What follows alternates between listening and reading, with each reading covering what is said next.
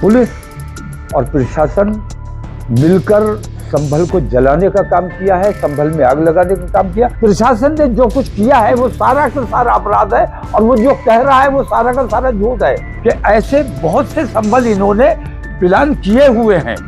यके बाद दीगरे वो सारे संभल सामने आने हैं। हर छर्रे के पीछे पुलिस की गोली मिलेगी, छर्रा कहीं नहीं मिलेगा।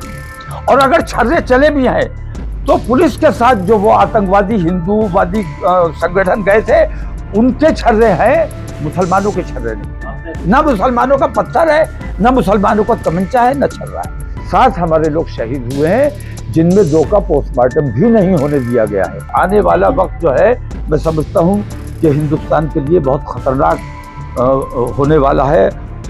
मुलाकात नहीं होने दी जा रही है, ऐसी पाबंदी में रखा हुआ है कि मरीज से भी मिलने पर पाबंदी है। मैं संभल जाना चाहता था, मेरे लोग वहाँ परेशानी में है, तकलीफ में है, लेकिन मेरी ये समझ में नहीं आता कि जिला प्रशासन और जिला पुलिस क्या चाहती है, इतनी लंबी पाबंदी क्यों लगाई गई है। लॉ एंड ऑर्डर मेंटेन करना जिन लोगों की जिम्मेदारी है, उन्हीं लोगों ने वहाँ ये हालात बनाए हैं। और सबसे बड़ी और इम्पोर्टेंट बात यह है कि जांच कमेटी जो आई है वो ईमानदाराना जांच कैसे हो सकेगी, जबकि उन्हीं लोगों के खिलाफ जांच होनी है जो वहाँ अधिकारी बन के बैठे हुए हैं। तो जब तक उनको वहाँ से हटाया ना जाए, नए पुलिस और नया प्रशासन जब तक वहाँ नहीं आएगा, तब तक कोई भी ईमानदार जांच से हमें कोई उम्मीद नहीं है। हमें यकीन नहीं है कि ईमानदाराना जांच होगी। और ख़ास तौर से मैं यहाँ की जो एमपी हैं समाजवादी पार्टी से ख़ास तौर से और गठबंधन से ख़ास तौर से ये कहना चाहूँगा कि इन लोगों की ये जिम्मेदारी थी कि इन लोगों को जहाँ बॉर्डर पर जाकर बैठना चाहिए था और ये पूछना चाहिए था कि आखिर इतनी लंबी पाबंदी लगाने की क्या जरूरत थी। ऐसे कौन से आपने गुनाह किए हैं जिनको छुपाने के लिए आपको इतना टाइम चाहिए। पुलिस और प्रशासन मिलकर संभल को जलाने का काम किया है, संभल में आग लगाने का काम किया। लेकिन संभल के लोग, मैं पहले भी ये बात कही कि मुबारकबाद के मुस्तहिक हैं कि हिंदू और मुसलमानों ने दोनों ने बहुत संयम से काम लिया और किसी किस्म का ऐसा माहौल नहीं बनने दिया कि संभल का माहौल खराब होता। लेकिन पुलिस ने जानबूझकर, ताकि संभल के जरिए वो पूरे प्रदेश का और पूरे मुल्क का माहौल बिगाड़ सके, इसलिए उन्होंने ये साजिश रची थी। इस साजिश को संभल के लोगों ने नाकाम किया है। जो घायल हैं उनसे मिलने की इजाज़त होनी चाहिए थी। मैं उन लोगों के लिए कुछ मदद भी लेकर आया था, उनको पहुंचाना चाहता था, लेकिन वहाँ ऐसी पाबंदी लगी हुई है कि सब लोग आ जा रहे हैं, लेकिन उन्हीं 3 लोगों से जो टीएमयू में हैं उनसे मिलने पर पाबंदी है, उनसे बात करने पर पाबंदी है। उन पर यह दबाव बनाया जा रहा है कि झूठे आश्वासन कि आप लोगों को छोड़ दिया जाएगा अगर आप हमें 10 नाम अपने और लोगों के बता दो। तो उनसे झूठे बयान दिलवाना, झूठ और बयान बदलवाना। पुलिस की गोली से जो लोग मरे हैं, और बताया यह गया है कि सिर्फ 5 मरे हैं, सच्चाई यह है कि 7 मरे हैं। 7 हमारे लोग शहीद हुए हैं, जिनमें 2 का पोस्टमार्टम भी नहीं होने दिया गया है। प्रशासन ने जो कुछ किया है वो सारा का सारा अपराध है, और वो जो कह रहा है वो सारा का सारा झूठ है। जब तक वहां के रास्ते नहीं खोले जाएंगे, वहां जाने नहीं दिया जाएगा, तब तक सच्चाई सामने नहीं आ सकती। मैं समझता हूँ शायद आप लोगों को भी अंदर नहीं जाने दिया जा रहा है। मीडिया तो सब जाएगा, आप लोग जा रहे हैं तो आपको सच्चाई निकाल के लाना चाहिए। मीडिया की यही जिम्मेदारी होती है। अधिकारियों सांसद और विधायक के बेटे को हिंसा भड़काने की साजिश में आरोपी बनाया है पुलिस ने, आपको क्या लगता है? नहीं, हिंसा भड़काने का आरोपी तो वो किसी को भी बना सकते हैं। सांसद वहां मौजूद नहीं थे, ये मेरी जानकारी है। आरोपी मुझे भी बना सकते हैं, किसी को भी बना सकते हैं। आरोपी बनाने में उनका क्या जाता है, जब वो बराह रास्त सीने पर गोली मार सकते हैं, सर में गोली मार सकते हैं, तो वो कुछ भी कर सकते हैं। तो ये जो बेकाबू पुलिस हुई है और जंगल राज जो कायम हो गया है, इस जंगल राज के खिलाफ तमाम लोगों को, तमाम पार्टियों को मुत्तहिद होना चाहिए।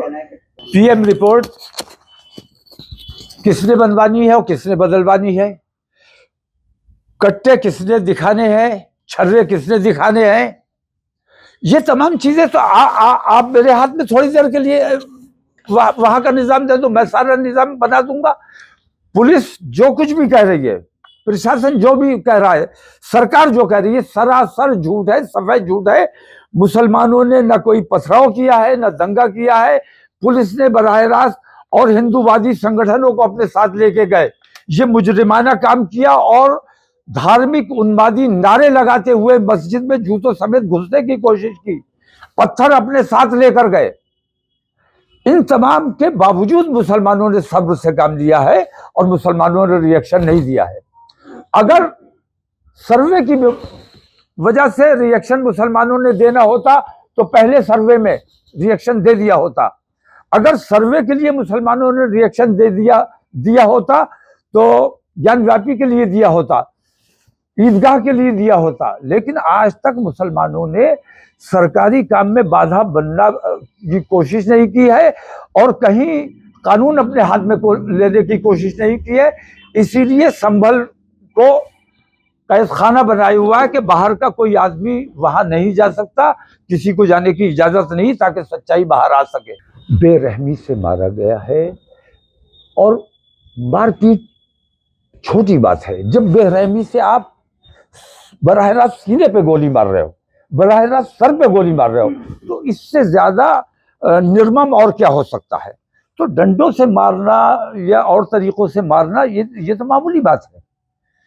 तो जो कुछ हो रहा है बेहद भयानक है, खतरनाक है और मुसलमानों के लिए उतना खतरनाक नहीं है जितना हमारे प्रदेश और हमारे देश के लिए खतरनाक है। आने वाला वक्त जो है मैं समझता हूँ कि हिंदुस्तान के लिए बहुत खतरनाक होने वाला है और हम चाहते हैं कि किसी भी हालत में हमारे देश का माहौल ना बिगड़े और जो लोग कानून अपने हाथ में ले रहे हैं उन पर सख्ती से कार्रवाई की जाए और जिस पुलिस ने, जिस प्रशासन ने ये बेईमानियां की हैं, इनको वहां से संभल से फौरन हटाया जाए, तभी ईमानदार जांच हो सकेगी। 10 तारीख तक जाने की अनुमति नहीं है, 10 तारीख के बाद जाएंगे? नहीं, मैं तो इंशाल्लाह 10 से पहले जाऊंगा, मैं 10 से पहले ही जाऊंगा और मुझे ये रोक नहीं सकेंगे। जिस दिन मैं जाऊंगा, जिस दिन मैं जाऊंगा उस दिन ये रोक नहीं पाएंगे। नहीं, राजधानी से हम कोई संदेश लेके नहीं आ रहे हैं, हम अपना संदेश देते हैं और हमारा संदेश एकता और भाईचारा है, प्यार मोहब्बत है। और दिल्ली वालों का संदेश जो है वो नफरत और दंगा और फसाद है। तो उनका संदेश और हमारे संदेश में यही टकराव है और यही वजह है कि ऐसे बहुत से संबल इन्होंने प्लान किए हुए हैं, यके बाद दीगरे वो सारे संबल सामने आने हैं। अगर लोगों ने बेदारी का सबूत नहीं दिया, खासतौर से मैं मीडिया से कहना चाहूंगा कि ईमानदारी से अगर आप वहां जाके जानकारी लोगे तो हर छर्रे के पीछे पुलिस की गोली मिलेगी, छर्रा कहीं नहीं मिलेगा।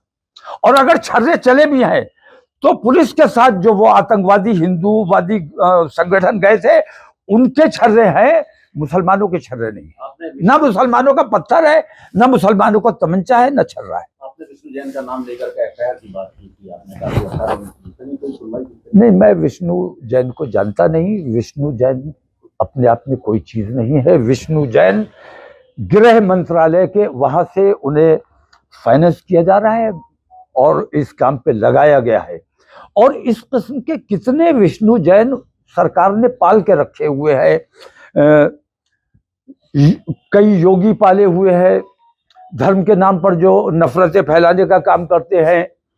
कई ऐसे गुंडे भी पाले हुए हैं जो जेल में रखे हुए हैं, लेकिन जब कहीं हादसा होता है और ये लोग खुद कत्ल करते हैं तो उन लोगों का नाम ले देते हैं जो जेल में बैठे गैंग चला रहे हैं। तो सरकार इस किस्म के तमाम चीजें खुद कर रही है और दूसरों पर इल्जाम लगा रही है और दूसरों का नाम ले रही है। बहुत से आंदोलन होने हैं, हमने भी 15 दिन का समय दिया हुआ है। 15 दिन में अगर हमारी मांगों पर गौर नहीं किया जाता है और कोई जवाब नहीं दिया जाता है तो हम भी उस किसान आंदोलन का हिस्सा बनेंगे। और हम तो बजाते खुद भी किसान हैं, किसान आंदोलन का भी हिस्सा बनेंगे। और तमाम हिंदुस्तान से हम मुसलमानों से ये अपील करने वाले हैं कि हिंदुस्तान में चक्का जाम होना चाहिए और मुस्लिम तमाम बाजार, जब तक ये बेईमानियां चल रही हैं, तमाम मुस्लिम बाजार एक दिन के लिए बंद किए जाएंगे, पार्लियामेंट का घेराव किया जाएगा और किसान आंदोलन में भी उनके साथ खड़े होंगे।